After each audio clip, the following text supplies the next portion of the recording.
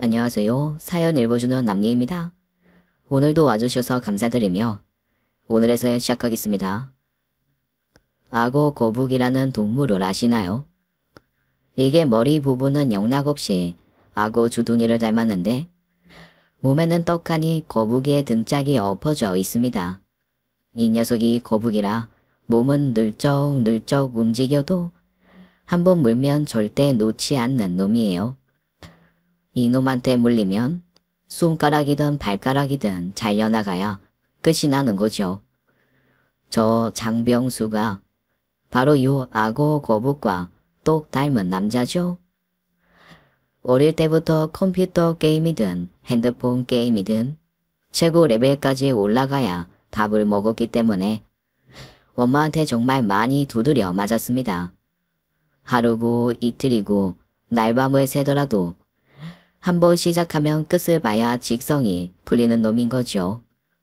사람도 그렇죠. 한번 매진 내 사람은 어떻게든 끝까지 책임집니다. 이런 근성이 IT 업계에서는 플러스가 됩니다요.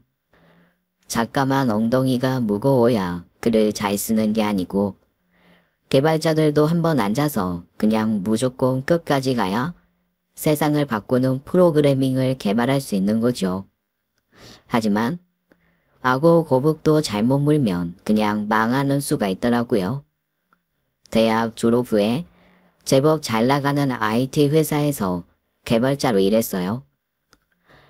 그 당시만 해도 주변 친구들보다 몇 배의 월급을 받으며 일했죠. 특히나 친한 선배가 하던 회사라서 나름 인정도 받으며 열심히 일을 했어요. 그런데 제가 이 선배에게 못할 짓을 하고 말았어요. 이 얘기는 좀 사연이 길기 때문에 나중에 자세히 이야기해 드릴게요. 아무튼 저는 선배 회사를 나와서 친구들과 5, 60대 중년을 위한 모임 웹을 개발하는 회사를 차렸습니다. 이게 정말 만들기만 하면 초대박이라고 생각했어요. 5, 60대들이 안심하고 동네 친구부터 밥 친구, 취미 친구를 만들 수 있는 웹, 블루오션이라고 하죠. 업계에서 처음 시도하는 프로젝트라 여기저기서 투자 제안이 들어왔어요. 정말 몇 년간은 제 인생의 전성기가 시작되는 줄 알았습니다. 이 시기에 결혼식도 올렸죠. 판교의 50평대 아파트를 신혼집으로 장만했습니다. 하지만 인생이 참 쉽지 않네요.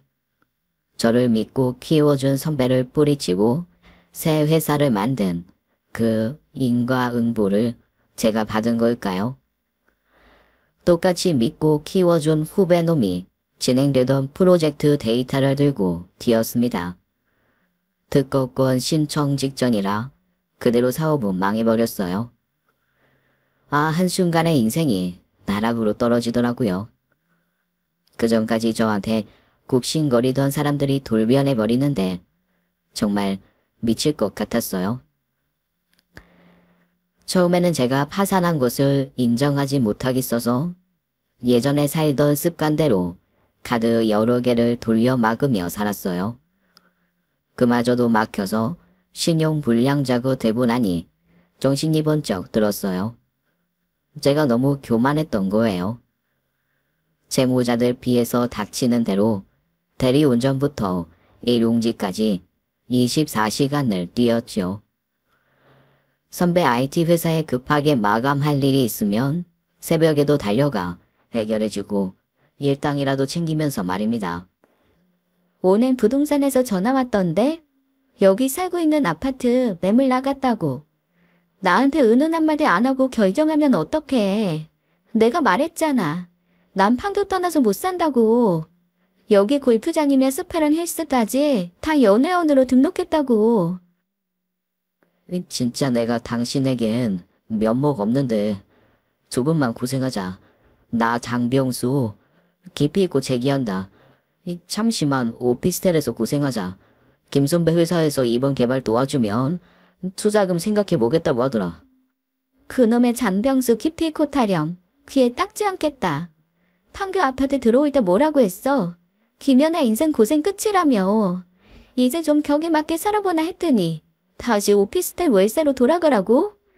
그럼 다시 나도 돈 벌러 나가야 하는 거야? 아내한테는 차마 대리운전까지 뛴다고 말할 수는 없었어요.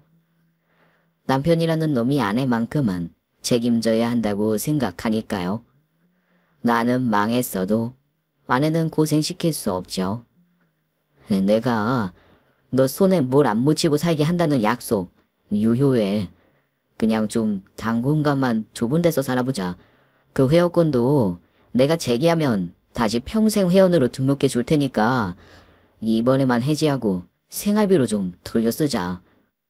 당신이 하도 부탁하니까 이번만 봐주는 거야. 채무자들이 어디에서 나타날지 몰라서 너무 불안해. 그러니까 당분간 차는 내다 좀 쓸게.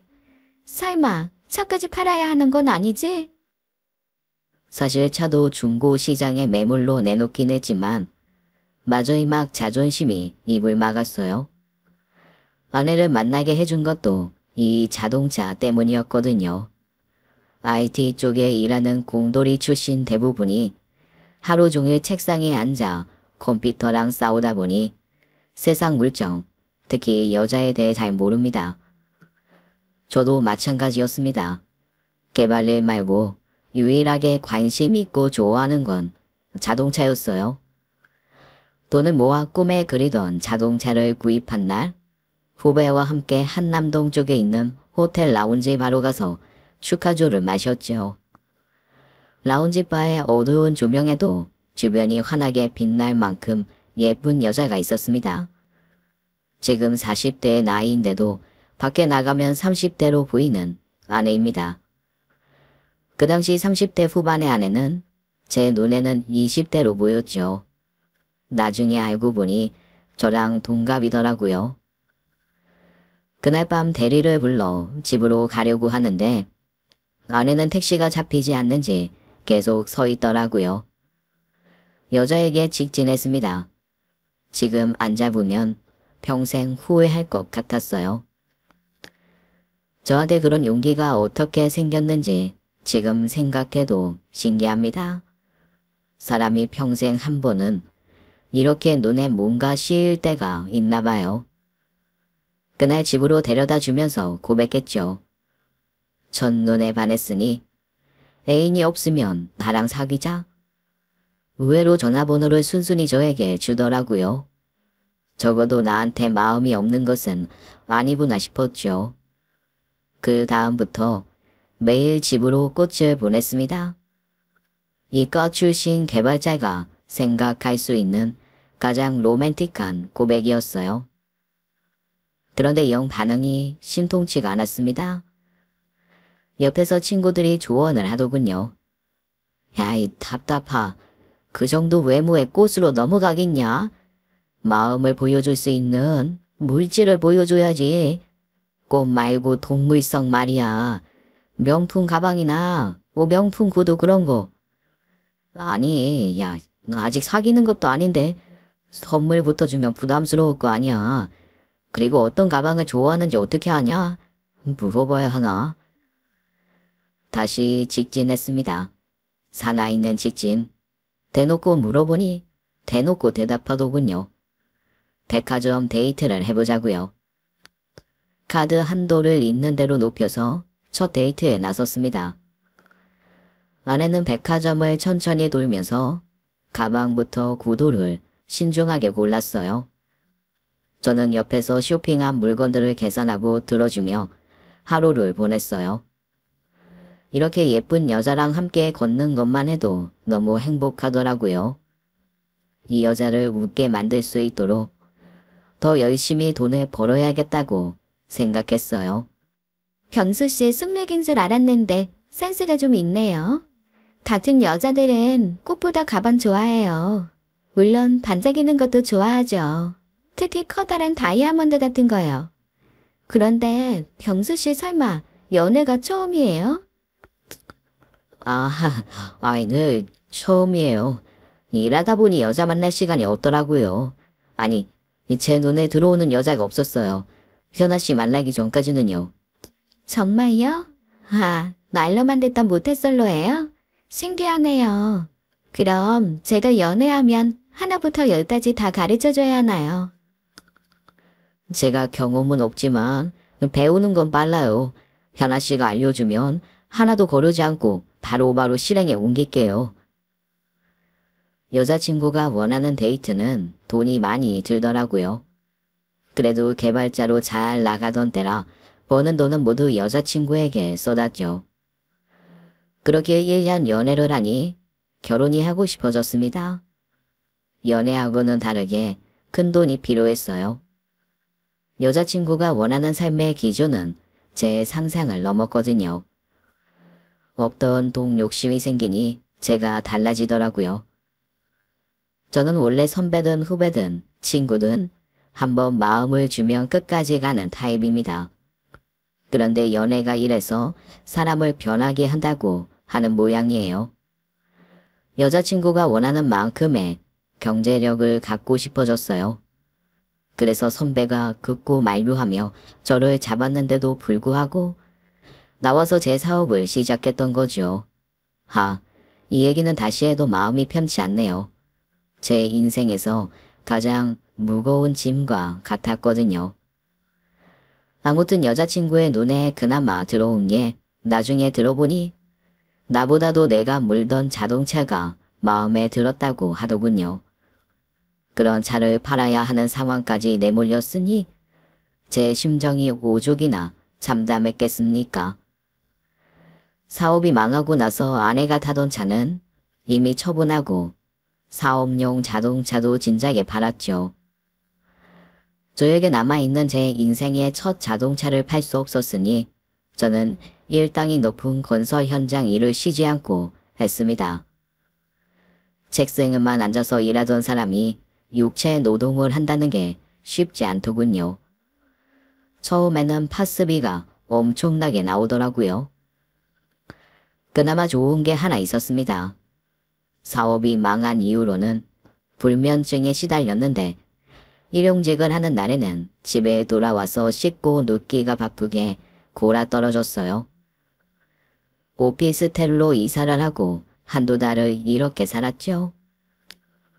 장마로 이틀을 내리 굶쳐서 일찍 잠든 어느 날 새벽에 침대를 빠져나간 아내가 늦은 아침에야 귀가를 하는 거예요. 처음에는 새벽 운동을 나가나 싶었죠. 그런데 그러기엔 너무 긴 시간이었습니다.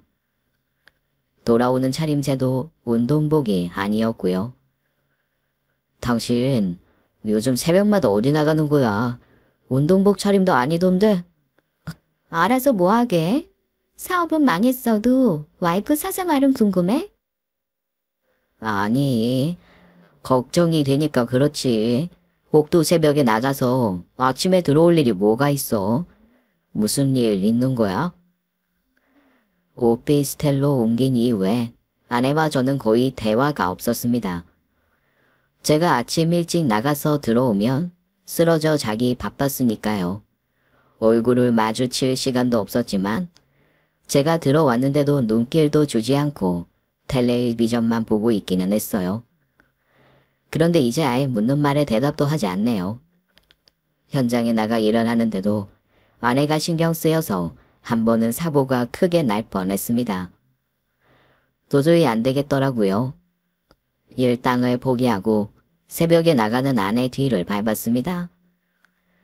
주차장까지는 성공적으로 따라왔는데 이런 차를 타고 나가버리니 실패. 다음 날은 택시를 미리 대기시켰죠. 바로 따라가다가 그만 들켜버렸습니다. 택시기사 아저씨가 너무 눈치 없이 바로 붙어버린 거예요. 무슨 일을 하던 눈치 없는 사람하고는 이래서 일을 못하는 겁니다. 그날은 나도 일을 나가던 참이라고 둘러댔죠. 미행이 드라마에서 보는 것처럼 그렇게 쉬운 일이 아니더라고요. 생각해보니 제 전공이 웹을 만드는 개발자 아닙니까? 아내의 핸드폰에 위치 추적 웹을 설치했습니다. 그리고 비가 오는 날을 기다렸습니다.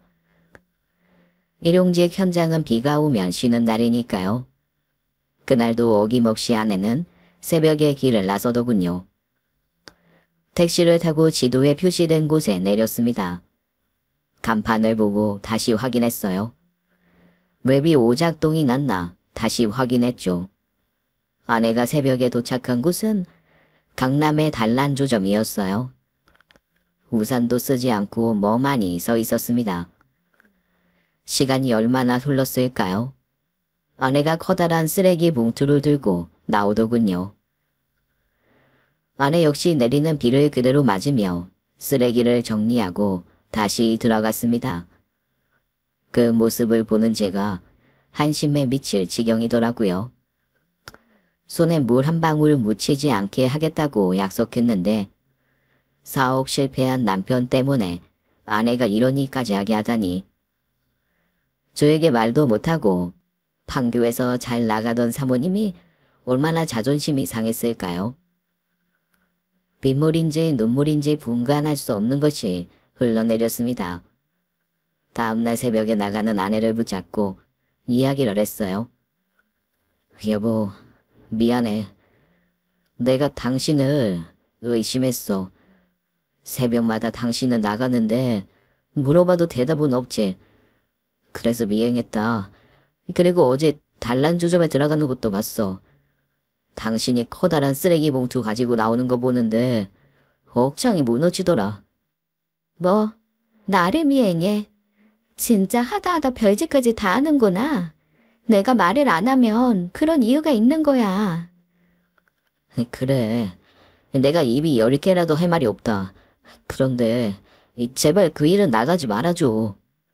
뭐 안 나가면 어떻게 하자고? 그깟 일용직 몇 푼 벌어서 뭘 하겠어. 정신 차리고 현실이나 직시하라고. 한 번만 더 믿어주라. 무슨 일을 해서든지 어떤 방법을 쓰든지 이 사업 다시 살릴 테니까 새벽에 나가는 일은 그만둬주라. 기필코 다시 일어나야만 했습니다. 학교 선배, 동기, 후배부터 거래처 대표님들, 그동안 제 연락처에 있는 지인들에게 찾아갔어요. 전화를 받아주면 그나마 양반이에요. 대부분은 받지 않거나 닫고는 그냥 끊어버리기 일쑤였어요. 흔쾌히 찾아오라고 하는 사람도 있더군요. 와, 장 대표가 이렇게 또 고개를 숙이는 날이 올 줄 어떻게 알았겠어. 이래서 사람이 잘 살아야 돼. 인생 언제 나락으로 떨어질지 모르는 일이거든. 오늘 커피는 장 대표가 사는 건가? 예전에 장 대표 진짜 뻣뻣했는데 말이야. 사람이 너무 딱딱해도 그게 쉽게 풀어줘.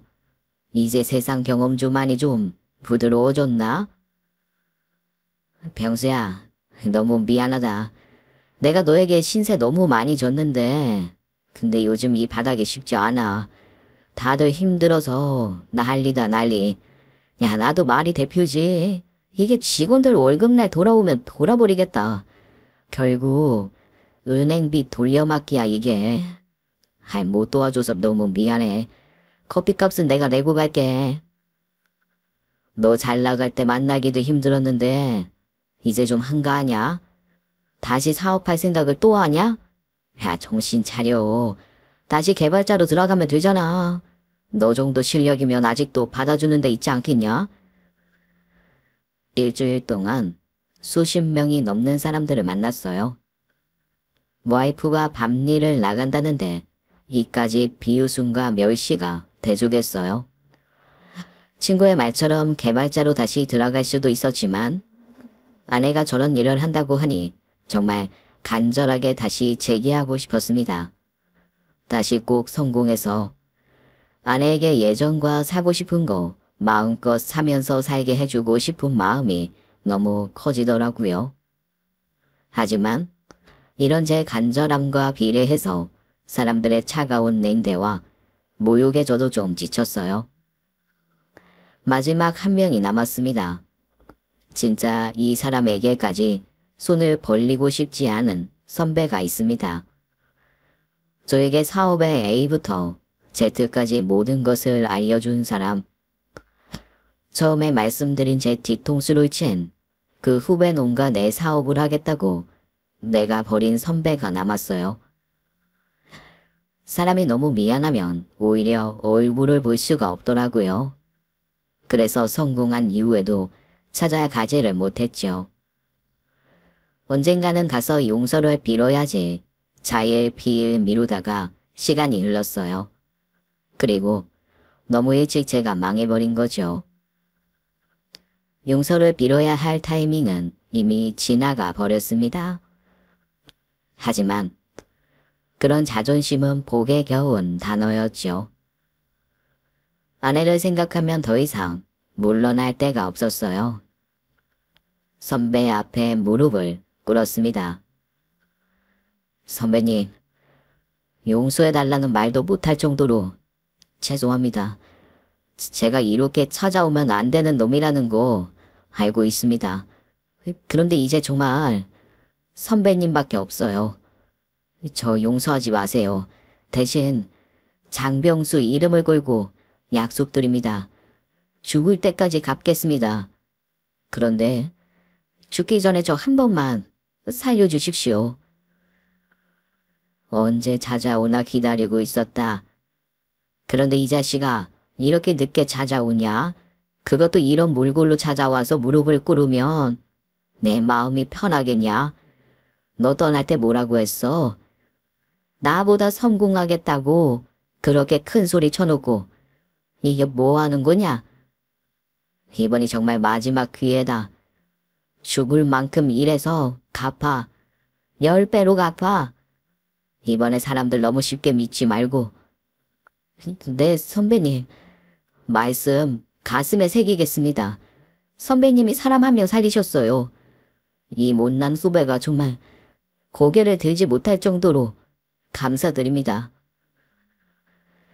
하늘이 무너져도 솟아날 구멍 하나가 생겼습니다. 이제 사업에만 매진하면 되었죠. 그 전에 아내가 다시 제자리로 돌아와야 했어요. 여보, 김 선배한테 사업 투자금 받았어. 당신 새벽일 안 나가도 돼. 아니, 나가지 마. 내 목숨 담보 걸고 빌린 투자금이야. 이걸로 반드시 다시 재기할게. 일 당장 그만둬. 그런데 아내는 제 이야기는 들은 채도 안 하고 여전히 새벽 일을 나가는 거예요.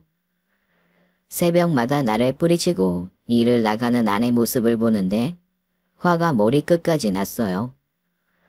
도저히 이대로는 안 되겠다 싶었죠. 아내가 단란주점에 나가기 전에 들리는 도우미 사무실을 찾아갔어요. 몇 달 일용직에서 일한 깡다구가 도움이 되더라고요. 강목까지 하나 준비해서 출입문을 박차고 들어갔습니다. 아내 사진을 보여주고 이 여자의 남편이라고 말했죠. 내 아내에게 더러운 일 그만시키라고 불법 영업으로 경찰에 신고해서 사업장을 아예 없애버리겠다고 협박했습니다. 다음날 아침 아내가 돌아오자마자 제 뺨을 때리더군요. 당신 미쳤어? 사업 망하더니 아예 정신머리 상실했어? 무슨 자격으로 네이터에서 땡판을 치는 건데. 자기요? 일터? 새벽에 나가서 몸 파는 그런 데가 일터야? 당신 유부녀야. 엄연히 남편이 있는 여자라고. 내가 투자금 받았다고 했잖아. 조금만 기다려달라고. 제발 그런 데 나가지 말아달라고. 내가 일을 할 수가 없다고. 남편은 있는데 남편이 돈을 못 버네? 그럼 어떡해. 술을 팔든 몸을 팔든 돈이 있어야 먹고 살 거 아니야. 그놈의 기다려달라는 말 쪽팔리지도 않아?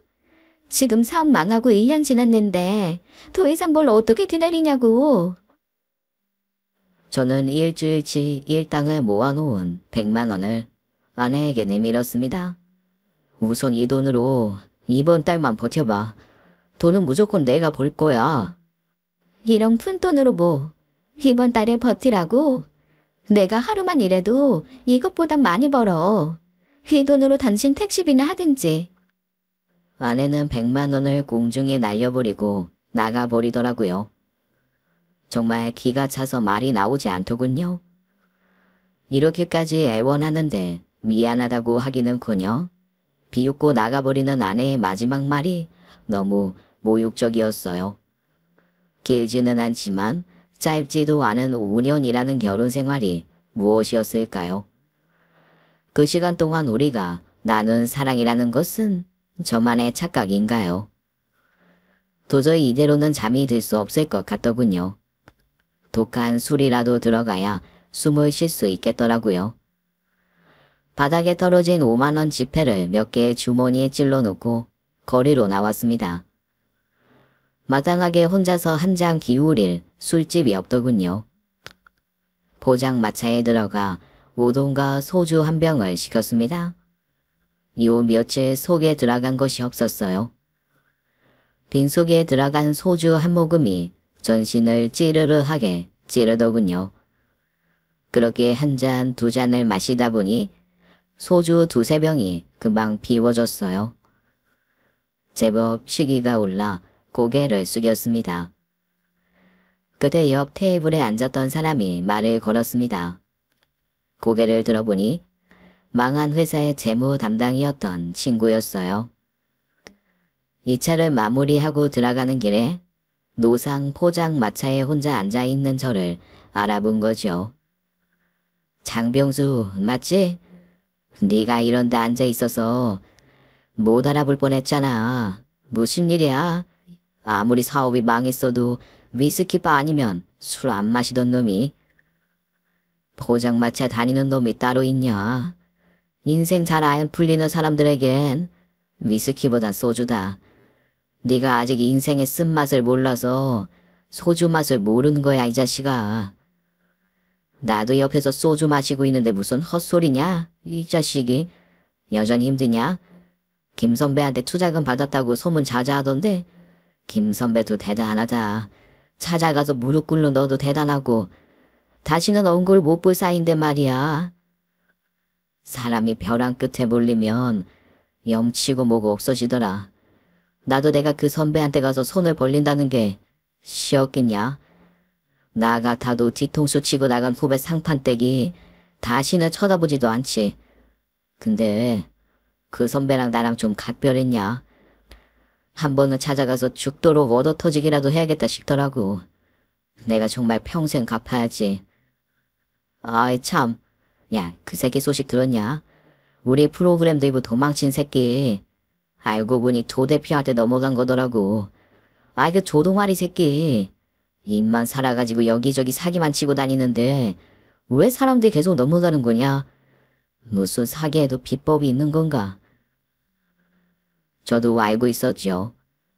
내 뒤통수를 치고 가버린 후배가 경쟁회사 대표한테 넘어가서 벌인 일이라는 것을요. 처음 이 업계에서 사업을 할 때부터 신경을 거슬리게 하는 놈이었어요. 그 조 대표라는 놈이요. 하도 입으로만 사업을 한다고 해서 별명이 조동아리였으니까요. 그런데 사람들은 또 의외로 잘 속아 넘어가더라고요. 내가 왜 모르겠냐. 아이 술맛 떨어지니까 그 새끼 얘기하지 마라. 내가 언젠가는 그 새끼한테 인생의 쓴맛을 보여줄 거니까 기다려봐. 와이프는 어때? 하나씩 여전하지? 친구는 슬쩍 제 눈치를 보더라고요. 저도 원래 집안 얘기를 누구한테 하는 스타일은 아니에요. 특히나 제 와이프 얘기 남한테 한다는 거 제 얼굴에 침 뱉기 아닙니까? 하지만 그날은 누구라도 붙잡고 신세 한탄을 하고 싶었나 봐요. 술 기운을 좀 빌려서라도요. 내가 좀 힘들다. 너도 알잖냐. 내가 우리 아내 첫눈에 반해서 얼마나 공을 들여 결혼까지 갔는지. 사업 망하기 전까지는 내가 정말 미녀를 쟁취한 용자인 줄 알았어. 이게 근데 동화책에만 나오는 이야기인가 싶어. 나는 아내가 내 돈만 보고 결혼했다고 한 번도 생각한 적이 없었는데 요즘엔 내가 크게 착각했나 그런 생각이 들어. 너네 뭔 일이 있긴 있구나. 말해봐. 나도 들은 얘기가 있어서 그래. 무슨 이야기? 저는 순간 벌써 아내가 단란주점에 나가는 걸 사람들이 봤나 싶었습니다. 내가 조금만 더 일찍 알아서 말렸어야 했는데 다시 후회가 들었네요. 야, 나도 너무 충격이어서 이게 사실일까 싶었어. 처음에는 근데 한두 명이 본 게 아니더라고. 이걸 너한테 말을 해야 하나 싶었다. 부부관계에 괜히 입 얹어서 나중에 좋은 소리 못 듣는 게 너무 많잖아. 무슨 이야긴데 그래? 우리 아내가 어디라도 나가는 거 본 거야? 그거 잠깐 우리가 빚진 거 갚으려고 다니는 거야. 오해하지 마. 내가 요즘 그것 때문에 밤에 잠이 안 온다. 다 내가 못나서 그렇게 된 거니까. 무슨 오해? 이 자식이 무슨 얘기하는 거야? 와이프가 어디 나가는데? 내가 도저히 입이 안 떨어진다. 아무리 친구라 해도 아내가 단란주점에 나가 몸을 판다는 이야기를 어떻게 하겠어요? 목구멍에 걸려서 안 나오더라고요. 야, 네가 솔직하게 이야기를 해야 나도 이야기한다. 나도 이 얘기하기 정말 난감하다고 이 자식아. 아내가 단란주점에 나가. 내가 돈을 못 벌어서 나간다는데 정말 미치고 팔짝 뛰겠다. 이게 말이 되냐? 아무리 말려도 도대체가 말을 듣지가 않아. 적반하장으로 나에게 오히려 따지고 들어. 내가 벌을 받고 있는 거냐? 와, 야, 네 와이프 대단하다. 이 진짜 어떡하냐? 단란주점에 나가는 것도 기가 찬데. 야, 너 놀라지 말고 들어. 네 와이프 그 조 대표 만나고 다니는 것 같더라. 그냥 우연히 만나는 게 아니라 차를 같이 타고 가는 것도 여러 사람이 봤다더래. 버젓이 팔짱 끼고 카페 음식점도 다니고. 이게 지금 현실에서 일어날 수 있는 일이냐? 바람 피는 것도 용납이 안 되지만 난 상대가 더 용납이 안 되는 거라. 뭐? 너 함부로 얘기하지 마. 그거 네가 직접 본 거 확실해. 너 여기서 헛소문 잘못 전하면 진짜 끝장이다. 야, 지금 말하는 나도 현실감 없는 거 인정하는데 내가 너 상대로 없는 말 지어내서 옮기겠냐? 온몸에 퍼져있던 소주 기운이 한순간에 날아가더군요. 단란주점을 나가는 것도 모자라 바람까지 피는데 상대가 나를 이렇게 망하게 만든 조동아리 새끼라니. 감상에 빠져 있을 때가 아니었죠. 우선 카더라의 말보다는 확실한 증거가 필요했습니다. 내가 쫓아다닐 수 없는 일이었으니 어쩔 수 없이 사설 흥신소에 아내의 뒷조사를 의뢰했죠. 설마가 역시로 돌아왔습니다. 아내는 그 조 대표랑 바람이 난 게 확실했어요. 그런데 이상한 건 아내가 단란주점에 나가 번 돈을 그놈에게 갖다 바친다는 거예요. 흥신소에 증거물을 놓고 아내를 기다렸습니다.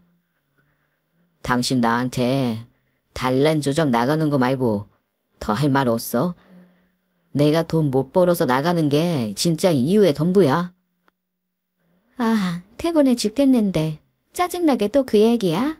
이미 끝난 얘기 계속 반복할 거야? 그냥 현실을 인정해. 저는 아내 앞에 조 대표와 만나는 사진을 던졌죠. 남편 있는 여자가 단란주점을 나가는 것도 모자라 바람을 펴. 이걸 보고서도 그렇게 당당할래?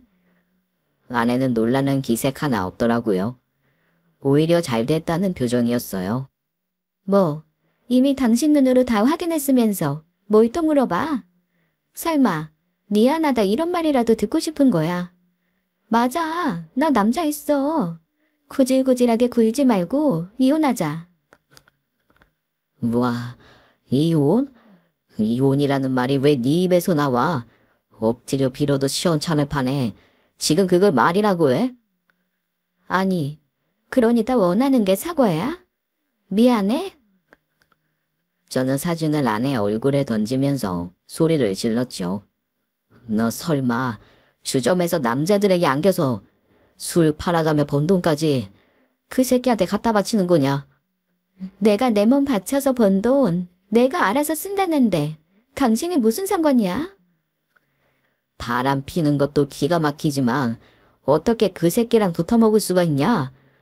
너 그 새끼가 나한테 무슨 짓을 했는지 알아? 아, 몰라. 알고 싶지도 않아.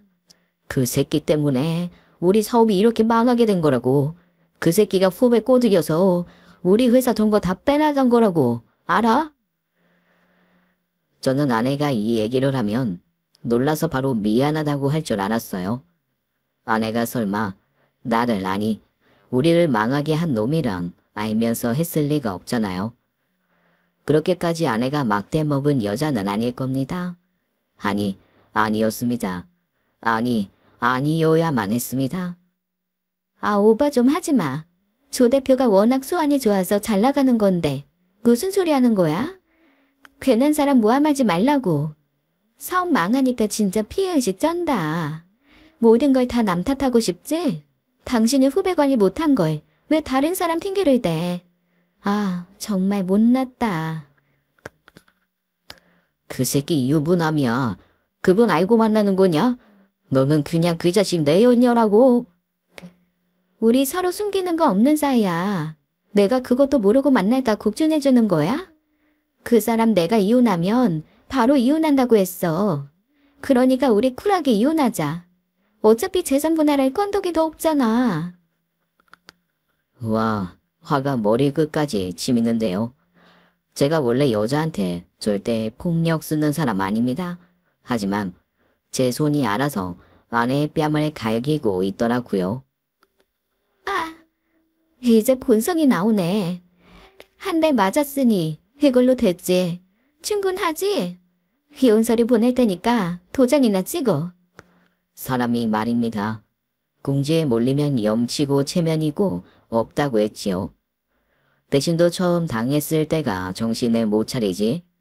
이게 한번 바닥을 치고 한계점을 넘어버리니까 말이지요. 처음에는 분노가 치밀어 제 자신을 주체를 못하겠더라고요. 이렇게 쓰레기였던 여자를 선택한 제 눈을 정말 뽑아버리고 싶더군요. 이런 여자를 위해서 제가 들였던 시간, 돈, 마음들은 다시 제게 돌아올 수가 없잖아요. 제가 할 수 있는 모든 힘을 쏟아서 이 여자를 박살내기로 결심했습니다. 사랑이 컸던 만큼 그 자리에 분노와 복수의 마음이 크게 차올랐어요. 문제는 어떻게 최대한 잔인하게 이 여자를 괴롭히다가 망가지게 하느냐였죠. 아주 냉정하게 제 자신으로 돌아오더라고요. 포장마차에서 눈물을 훔치던 장병수는 잊어주세요. 한번 물면 절대 놓지 않는다의 끝판왕을 이제부터 들려드리겠습니다. 우리 부부가 결혼식을 정말 화려하고 성대하게 했습니다. 그때만 해도 제가 사업이 정말 잘 나가던 때이기도 했고 아내가 최대한 호화스럽게 하기를 원했거든요. 아내 일가 친척은 말할 것도 없고 아내 주변의 모든 사람들을 초대했죠. 아예 예식장 홀 오후 시간을 통째로 대관을 했습니다. 2부 애프터 파티까지 열어서 아내 친구들의 부러움을 한몸에 맞았어요. 결혼처럼 이혼도 하려면 축하해 주셨던 모든 분들에게 정확한 이혼의 사유를 알려드리는 게 저의 도리겠죠. 먼저 장인 장모를 찾아갔습니다.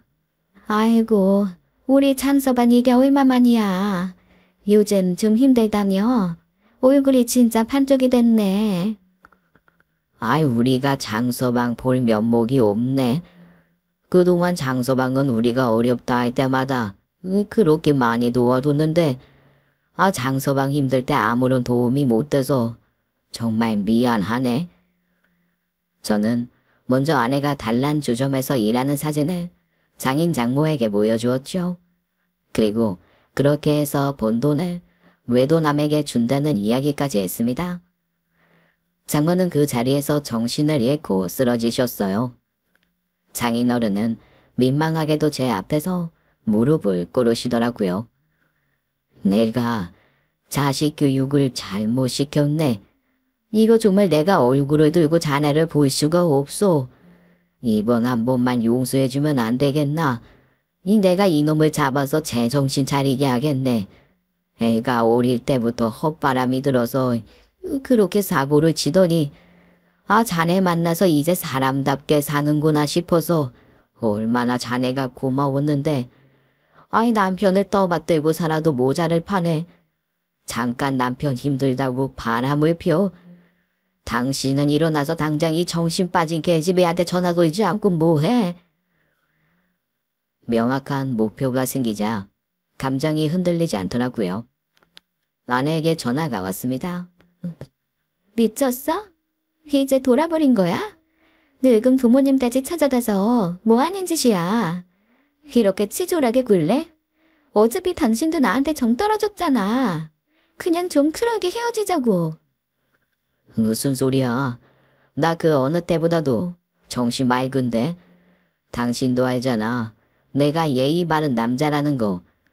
결혼식 때 그렇게 많은 사람들이 와서 우리를 축복해줬는데 인사도 없이 헤어지는 무경우가 어디 있어?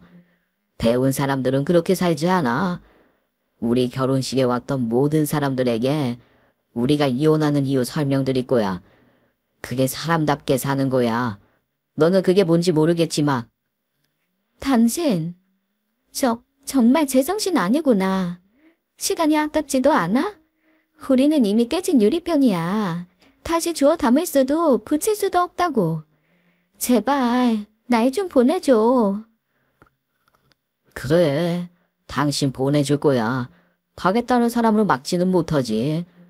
마지막까지 예의를 다하겠다는 나의 성이니까 받아주길 바란다. 이제부터 시작이야. 겨우 장인 장모님 만난 것 같고 당신답지 않게 소란을 떠네. 그래, 누가 이기나 해보자는 거구나. 나를 너무 만만하게 보네. 부모님 협박으로 내가 흔들릴 것 같아? 어디 그래 한번 해봐라. 이 또라이 새끼야. 그래요. 아직까진 성질을 부릴 수 있죠. 누구는 헤어질 때 굳이 지등탐 싸움을 하고 밑바닥까지 보아야 직성이 풀리냐고를 묻는데, 그런데 저는 끝을 봐야 새롭게 나갈 수 있다고 생각합니다. 더러운 꼴 좀 보면 어때요?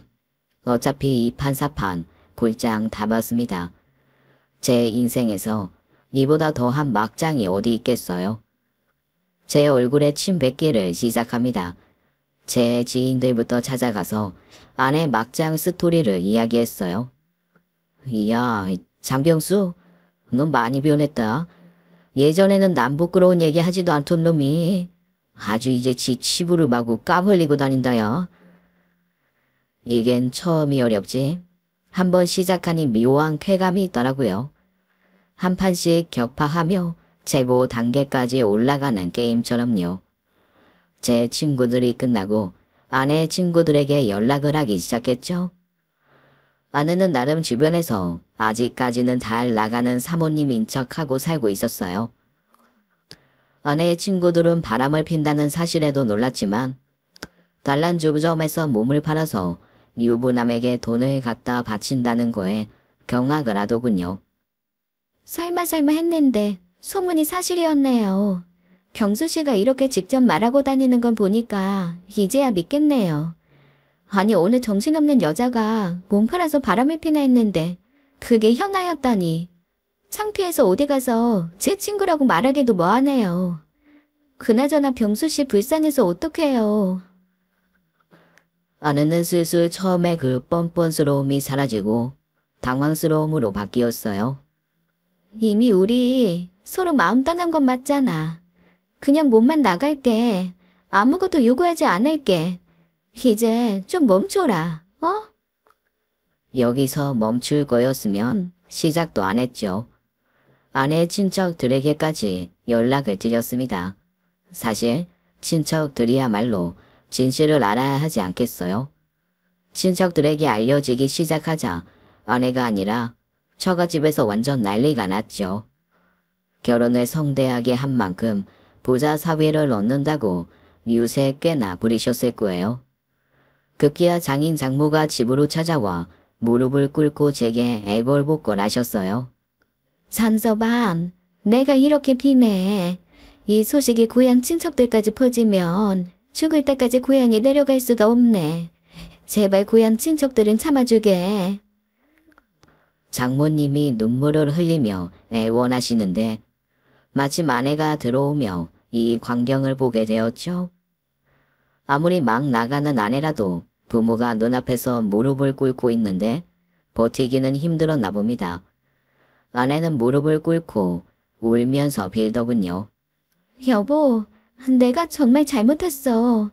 잘못은 내가 저지르고 너무 뻔뻔스럽게 당신에게 상처를 줬어. 그동안 연애해서 결혼까지 당신이 나한테 그렇게 잘해줬는데 이렇게 배신하게 돼서 너무 미안해. 사실 입이 10개, 100개가 돼도 할 말이 없어. 진짜 진심으로 당신에게 사과할게. 어떻게 하면 당신 화가 풀릴까? 당신이 원하는 거 다 할게. 내 자식이지만 나도 용서가 안 되는데 자네는 오죽하겠나. 그 마음 충분히 이해하네. 그런데 현아도 저렇게 반성하고 있다니 용서를 좀 해주면 안 되겠나.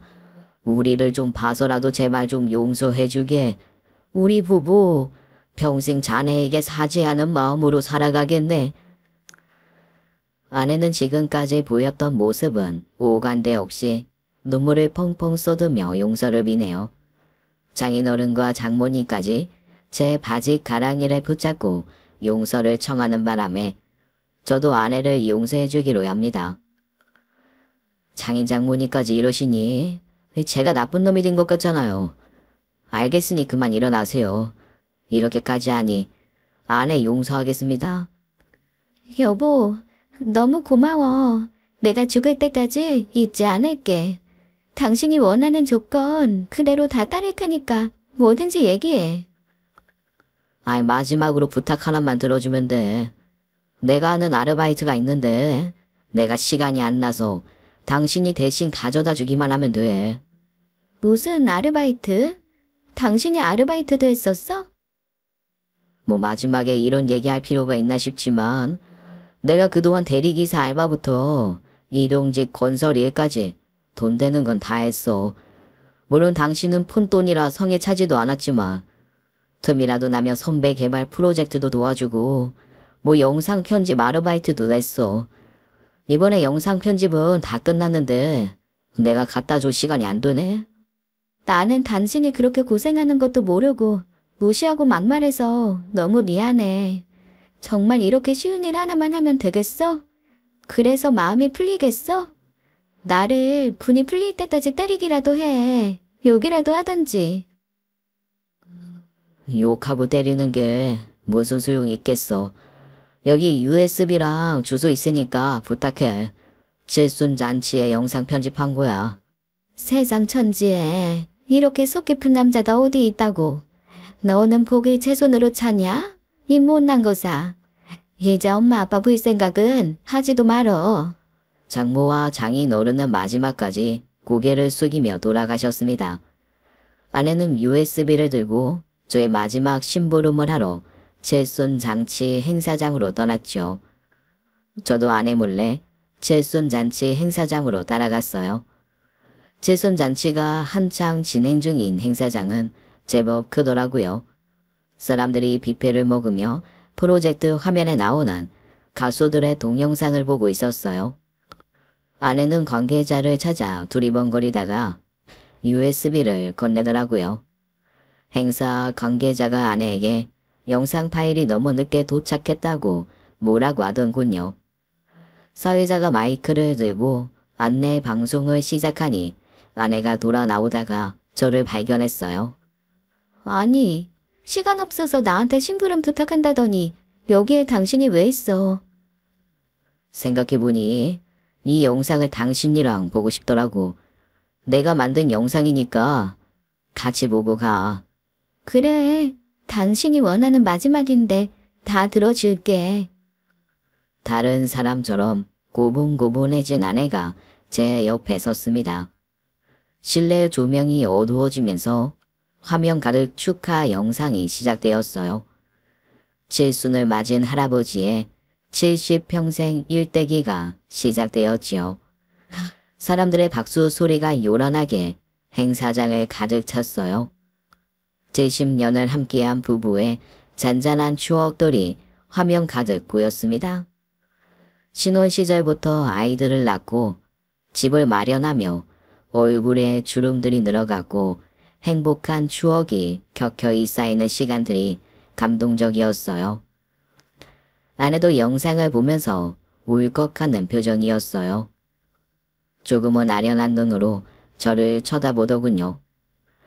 누군가와 오랜 시간 마음을 나누고 산다는 게 분명 쉬운 일은 아니지만 그 무엇으로도 대체할 수 없는 가치가 있지 않겠어요. 그리고 칠순잔치 영상의 하이라이트. 70년 인생에서 제일 자랑스러운 일이 자식 농사 아니겠습니까? 주인공 어르신 6명 자식들이 소개되기 시작했어요. 성공한 장남의 영상이 시작되자 사람들이 여기저기서 탄성과 박수를 쳤어요. 둘째, 셋째, 넷째, 다섯째까지 하나같이 어디 내놔도 자랑스러운 자식들이었죠. 마지막 아들의 영상이 시작되었어요. 순간 아내의 얼굴이 하얗게 질려버렸죠. 마지막 아들은 바로 아내의 내연남, 내 사업을 망하게 한 개쓰레기 사기꾼 조동아리 조 대표였거든요. 영상에는 아내와의 불륜을 아주 상세히 소개되고 있었죠. 그동안 모았던 불륜 자료들을 아주 예술적으로 편집을 했습니다. 여기서 끝나면 좀 섭섭하죠. 아내의 얼굴을 누가 봐도 알 수 있게 클로즈업까지 했습니다. 단란주점에서 일하는 모습도 그렇게 몸을 팔아 번 돈을 내연남이 받아서 어떤 사기를 치고 다니는지 소상히 밝혔죠. 칠순 장치 행사장은 난리가 났죠. 사회자도 당황해서 진행 대사를 하지 못하더라고요. 뒤늦게 정신을 차린 자식들이 영상을 끄라고 소리를 치더군요. 영상이 꺼지고 실내 불이 환하게 켜졌죠. 사람들의 눈이 일시에 내연남에게 쏠렸습니다. 아까는 용서해준다뇨. 이게 뭐 하는 짓이야. 마지막 심부름 이렇게 훌륭하게 완수했으니 이제 용서해줘야지. 당연히 이제부터 용서. 아내는 더 이상 이 자리에 있다간 봉변을 당하겠다 싶었는지 분에 못 이기는 표정으로 행사장을 나가려고 하더라고요. 나가려는 아내의 팔을 붙잡고 소리쳤습니다. 누가 만들었는지 영상 한번 기가 막히게 만들었네. 저는 내연남을 향해 환하게 웃어줬죠. 너 이 자식 나한테 입으로 이런 거지? 여러분 이거 다 조작된 영상입니다. 저 새끼가 지가 사업 말아먹고 괜히 분풀이를 나한테 하는 거예요. 제가 왜 제 아내를 두고 저런 몸 파는 여자랑 바람이 나겠습니까? 몸 파는 여자? 투자금 필요하다고 해서 내가 그런 짓까지 했는데 이혼하고 나름 산다며. 이제 와서 날 모른 척해? 이 나쁜 새끼야. 무슨 개소리야. 이 남의 잔치집에 부부가 쳐들어와서 되지도 않은 가짜 영상으로 사기를 치려고 해? 내가 니들 부부 다 고소할 거야. 명예훼손으로 다 집어쳐 넣을 거라고. 니들 둘 다 가만두지 않을 거라고. 야, 이 나쁜 새끼야. 네가 우리 남편 회사 정보 빼돌린 거 맞잖아. 이제 와서 나를 고소해? 그리고 네 옆에 목석이라며. 부모님들 때문에 억지로 사는 거라며.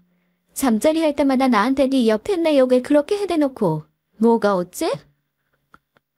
일시의 사람들의 시선이 내연남에게서 저에게로 그리고 제 옆에 서 있던 아내에게 집중됐습니다.